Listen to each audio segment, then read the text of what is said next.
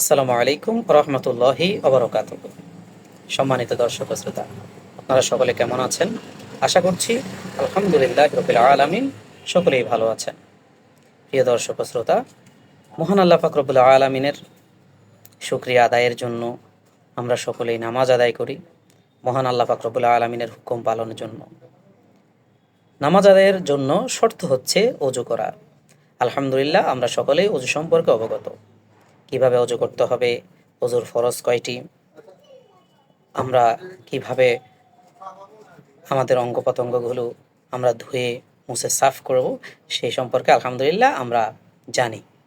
কিন্তু প্রিয় দর্শক, আমরা অনেকেই অজুর মধ্যে যে প্রিয় নবী সাল্লাল্লাহু আলাইহি ওয়াসাল্লামার কিছু সুন্দর সুন্দর সুন্নাহ রয়েছে, মিষ্টি কিছু সুন্নাহ রয়েছে, সেটা সম্পর্কে আমরা অনেকেই অবগত নয়। সেজন্য আমরা এই সুন্দর আমলগুলো থেকে, সুন্দর সুন্নাহ থেকে অনেকাংশেই দূরে সরে গিয়েছি। আসুন আমরা প্রিয় নবী সাল্লাল্লাহু আলাইহি ওয়াসাল্লামের সুন্নাহগুলো জানি এবং সেই অনুযায়ী আমলের চেষ্টা করি।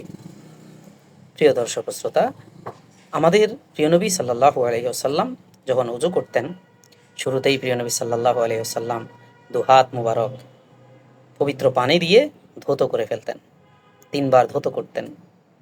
এবং প্রিয় নবী সাল্লাল্লাহু আলাইহি ওয়াসাল্লাম ওযুর শুরুতে বিসমিল্লাহির রহমানির রহিম পড়তেন। প্রিয় নবী সাল্লাল্লাহু আলাইহি ওয়াসাল্লাম ওযুর শুরুতে মিসওয়াক করতেন, তারপর উনি কুলি করতেন, নাকে পানি দিতেন, কানগুলো মাসাহ করতেন, দাড়িগুলো খিলাল করতেন, আঙ্গুলগুলো খিলাল করতেন। এবং প্রিয় নবী সাল্লাল্লাহু আলাইহি সাল্লাম প্রত্যেকটি কাজ 3 বার 3 বার করে করতেন। প্রিয় দর্শক ও শ্রোতা, আমরা প্রিয় নবী সাল্লাল্লাহু আলাইহি সাল্লামের এই সুন্দর সুন্নাহগুলো সম্পর্কে জানলাম। আসুন আমরা প্রিয় নবী সাল্লাল্লাহু আলাইহি সাল্লামের এই সুন্নাহগুলো আমলের চেষ্টা করি। আমরা যদি প্রিয় নবী সাল্লাল্লাহু আলাইহি সাল্লামের একটি সুন্নাহকেও আমল করতে পারি, এই উসিলায় মহান রব্বুল আলামিন হয়তো আমাদেরকে নাজাত দান করবেন। আজ সকলেই ভালো থাকুন। আজ এই পর্যন্ত। আসসালামু আলাইকুম রহমতুল্লাহি ওয়া বারাকাতুহু।